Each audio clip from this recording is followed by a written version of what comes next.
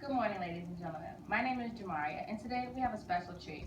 I'll be able to give you all an insider on the most important person in the nursing field, Miss Florence Nightingale, also known as the Lady with the Lamp. Please help me give a warm welcome to Florence Nightingale. Thank you. Please, just call me Florence. Good morning. It's great to have you here. How are you doing today? Quite fine, thank you. Confused on how I'm alive again, but I'm just fine. Well, this interview is just so important, we had to have you back. So my first question for you is why?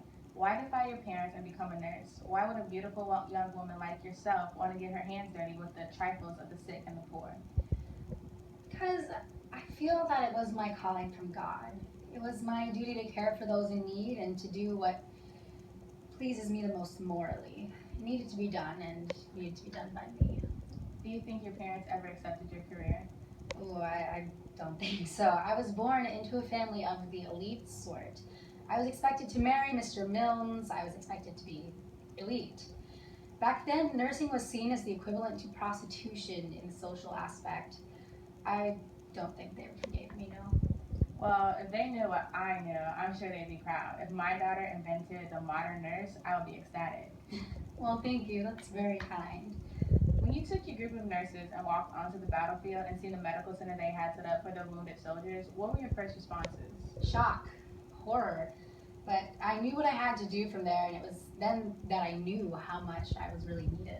And what stood out? The conditions these men were living in, these wounded soldiers, they were covered in soiled bandages and laying in filthy linens. It wasn't doing any good. They needed cleanliness. Right, yeah. And so what was your response to that? Well, I immediately went to work with changing bandages and cleaning wounds. I ordered for new linens, clean ones. The tools needed to be cleaned. Most of them needed replacing. For a while, I felt more like a maid. I was just cleaning everything. These men were just not going to heal otherwise. Wow, and that was it? Just washing linens and washing your hands from patient to patient? It's just the way it needed to be. There's nothing to really feel about it. It's just how to ensure you're not spreading all the filth and sickness.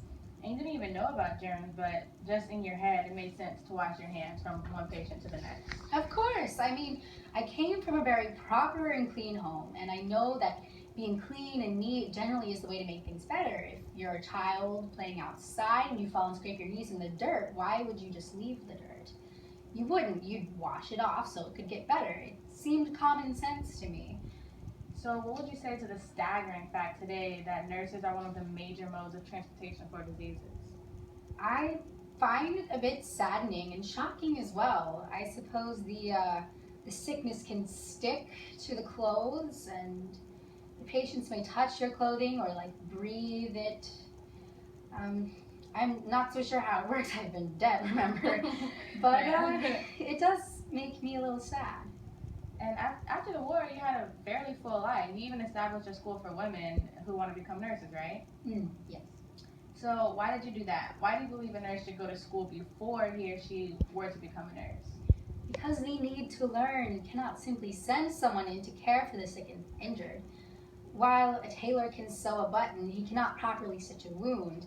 You need to learn the proper way to do things, how to give medications, how to clean and dress a wound, what to do for different injuries and illnesses, that sort of thing. It's very important. These men and women should be sent in fully equipped with all of the knowledge we can give them first. Wow, yeah, I completely agree. I wouldn't want just any regular old Joe working on me.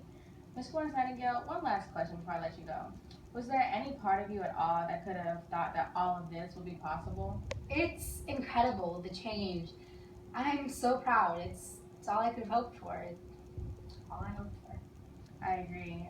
I think that'll be all the time we have for today, but I truly appreciate you being here. Ms. Florence Nightingale, everyone.